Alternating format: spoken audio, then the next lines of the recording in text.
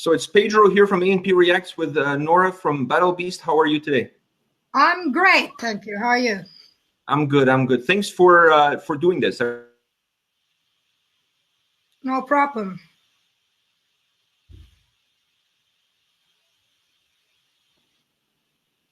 No. The connection wasn't working. The internet sometimes gets a little wacky. So without further ado, you guys are one of the busiest bands out there, touring, shows, festivals. I mean, it's insane. Since the start of the year, you guys haven't stopped. But I want to go back a little bit to this North American tour that you guys just finished in support of Delane and Camelot. How did that go? It went really well. We the last time we were in States was a year ago with Sabaton, and it was so great to see that how many people we had reached during this 1 year of break being there, and there's a lot of people at the merge after the shows, and I can definitely see that we are getting more audience from the States and Canada. You feel like your audience in North America is growing? Yes, definitely. So does that open the door for possibility of, instead of being one of the opening bands on a bill like that, be perhaps one of the headliners in future tours? Well, of course, that is our goal.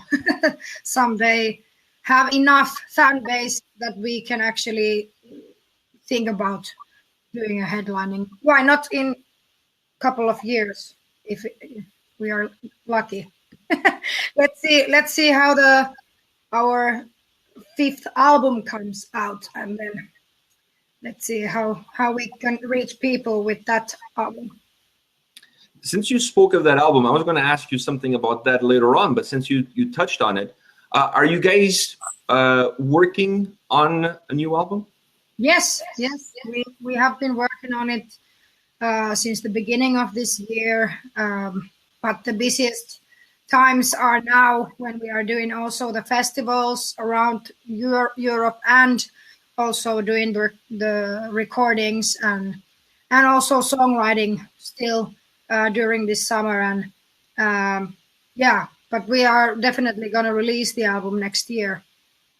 It's hard. Like, you guys have a really hectic schedule in terms of touring. Like, it's like you guys finish one tour and another one starts, and then that one finish, and now it's summer festival season where you guys have a hectic schedule all the way until September. Is it really hard for you guys to take some time off to be able to sit down and record some tracks?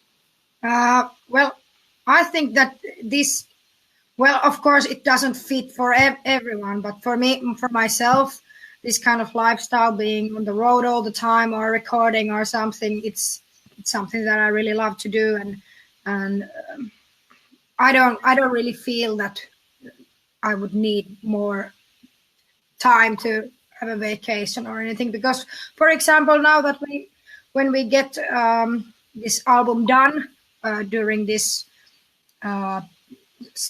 until end of this year, then we have about half a year of spare time to do whatever we want to do, and then we go on of course with the new album around the world again. So it's like, and then when we have the break with Alterbeast, I can't stay still. I have to do other stuff. I'm teaching vocals and performing and doing my own gigs, my own music.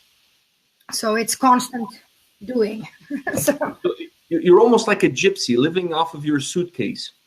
Yeah, I love that. But of course, it's I love to have my own home too. So I live in Tampere in Finland, and it's like I have my cats there, I have my home there, and it's good to have a place also to go back to, and the place where you feel that, okay, this is the place where I have my zen going on, and no one is disturbing me, So of course, everyone needs their own space and time sometimes. You mentioned touring in North America with Sabaton. You guys going to be playing at the Sabaton Open Air this summer. Are you guys excited about that? The lineup of bands on that bill, including you guys, it's absolutely insane. Yes, I'm very excited. We are very excited about it, and because there's been like I think over 3 years that since the last time we were in Sabaton Open Air, so it's gonna be cool to see our brothers again, and also go to that festival, because the last time we were there, it was very well organized and everything was just perfect. So I can't wait to get there and see our Swedish fans again and Swedish friends. I'm sure you'll have a lot of fans there. You guys are an awesome band. I'm looking forward to a chance of seeing you guys live. You guys were in Toronto, but I didn't have a chance to go. And I'm going to be honest with you. One of the reasons I was a little bit disappointed was I wanted to see more of you guys. I wanted to see you guys as the headliners, and I wanted to have that experience with my son. But I'm really sad that I missed you guys, because you're definitely on my bucket list of bands to see live. Yeah, well, that will happen someday in States, or then you have to come to Europe and see our show. Maybe I'll just have to do that. Yeah, but I saw that you are trying to get to Tuska Festival with your son. Yeah, we're actually going to be there 100% next year. 2019 will be there, so maybe you guys will be performing there. That would be amazing. I believe that we are going to be there too, because it's we are not doing so many like the big festivals. So many this year, because we want to save it all for the 5th album, and after we have released the new album, we want to go through every festival that is alive. So it's gonna be even more hectic next year, and I really hope to see you guys there. Wherever. 100% we're going to be there, and I think you're going to have to put out a restraining order with the police to keep me away from you guys, because I'm a huge fan, and I think I annoy everybody in my house playing Alterbeast songs all the time and singing along like if I could even sing. I can't, but I try my best. Yeah, but the most important thing is that you enjoy music, and yeah. So, but maybe the others doesn't enjoy our music so much. but you can, it's also that why radios play a lot some songs even though they weren't so good, so the people would start brainwashed, so you just brainwash everyone around you with Alterbeast music. I think that's the way to go. We were talked about how busy your summer is in terms of festivals, and you also talked about the new album. Are you guys going to take a break off at the end of this festival season of this summer to really work on the album, and then, like you said, hit the road hard in 2019 once you release the album? Is that the plan, or you may be doing some shows towards the end of the year? We are not going to do any gigs around like since October or anything like that, because we want to definitely concentrate on finalizing the new album and everything that you need to do for the album, not only the music but all the promotional stuff and videos and everything. So there's a lot to do. So it's gonna be it's gonna be a hectic year this year, but anyways, next year it's gonna be really great, and I'm really excited about doing this new album, because of course when you have done hundreds of shows with the same songs, you really want to refresh yourself and the audience with the new songs. So it's always when you perform the first time the songs live that you just have recorded, it's so great feeling, because at the same time it's so scary kind of to check out what people like that song live. And also it's so rewarding, because then you can actually do the thing that you really love to do. And what I love to do is perform the songs with my whole body and soul on the stage. So. Is there any specific song that you really look forward to singing live? Maybe because of a personal connection you have with the song, or maybe because of a connection that you have with the audience when you perform that song. Is there one specific one? Well, there are actually two, and the first one is "Bastard Son of Odin." I love that song. Because it always makes me, the band, and the audience happy. It's like, it's just a whole bunch of fun, that song, and it's so fun to perform it always. And I kind of feel that the party starts or even lifts up when we do that song. And also Beyond the Burning Skies, which is usually our final song in the set. It's kind of because it's full, the song itself, it's full of hope and kind of this exhilarating feeling, and then it's so nice to connect with the audience with that song, and yeah, I always feel very happy after doing that song also. Is there anything specific that you do to keep your voice in extremely good shape, considering the hectic schedule and the touring and the life on the road is not easy? Is there anything you do before a show to warm up? Is there anything specific? Maybe you drink something? Alcohol, no. Well, actually, I do exercise. I love to run. I love to do some boxing also. And before the show, I always warm up my voice, and I also warm down after the show.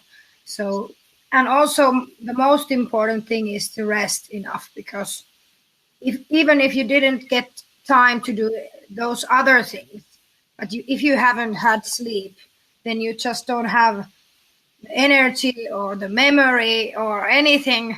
If you are just like, but it's very challenging, because sometimes when we are, especially on this festival tour stuff, that we actually fly all the time, and they're like, for example, tomorrow morning we have to be at the airport 5 a.m. already, and it's gonna be long days and and less sleep, but it's also about the attitude that and how you kind of have that kind of psychology for yourself, that okay, will I be like, oh, I can't sing now because I didn't sleep enough or whatever. But I usually take this kind of war zone, that okay, I didn't get enough sleep, but I'm doing 200% anyways on the stage, and I'm not gonna complain about it. So. Let me ask you this: you guys do a lot of festivals, but you also do a lot of like smaller venues. Like in the North American tour that you guys did with Delaney and Camelot, a lot of the venues were smaller venues. Which style do you really prefer? Do you really prefer to play in a big open arena festival style, or do you prefer the more intimate gigs where you feel like there's that closer connection with the audience?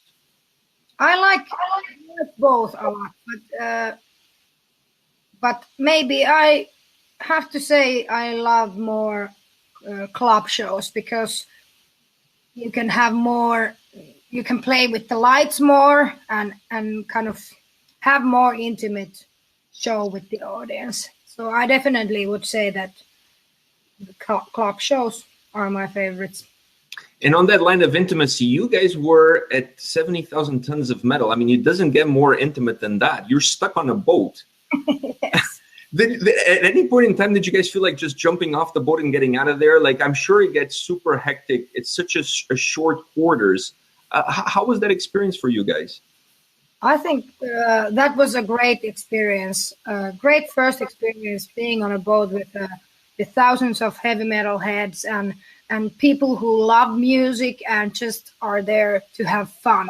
It was so nice, and there wasn't any restricted areas for artists and like separately, that I would have been somewhere like in my own area, and then the fans can't come there. Of course, there were backstage areas, but that's a totally different thing. But I was so happy to see that people actually were really nice and polite. Like, even though I was, for example, walking around in the boat and watching different bands, and I felt like, okay, this is really nice that I'm not as famous as, for example, Joachim from Sabaton, who has to be in his cabin the whole time he's there. It's terrible, you know. So I was so happy that, okay, even though some people came like, hey, can we take a picture or whatever? And of course, but it wasn't like, okay, I can't do anything else but be with the fans and take the photo. So it was really nice balance between doing my job at the same time as I was having my free time and enjoying music with everyone else. So really, I saw some pictures of you guys in some shorts on the beach. So I guess there was also some time for some relaxation. Yeah, we went to one of these islands during that trip, and we were there for a few hours and then got back to the ship. And yeah, it was really, really nice. I really hope that we are going to go back there next year, maybe. Well, you know, with the new album down the road, I'm sure you'll have a chance to do that tour again, to do that show again. One last question for you, because I know it's late there and you have to get up really early to be at the airport. I have to ask you this question. I've seen a lot of pictures from you on Instagram with makeup before the shows. How many hours do you spend putting on that makeup? I mean, it looks like absolutely phenomenal, but I have to ask you that. How long does it take? Well, it can take half an hour or hour and a half. It's like, it depends. But usually hour and a half is to do all the makeup and hair and the look. So it's like, yeah, hour and a half every day. Do you do it yourself, or are you getting close to the point where you're going to hire somebody to come and do it for you, like a real rock superstar? I don't know. I really love to do makeup, and I really like masks and theater and stuff. So I think I'm gonna stick to this that I'm gonna do my makeup, because it's also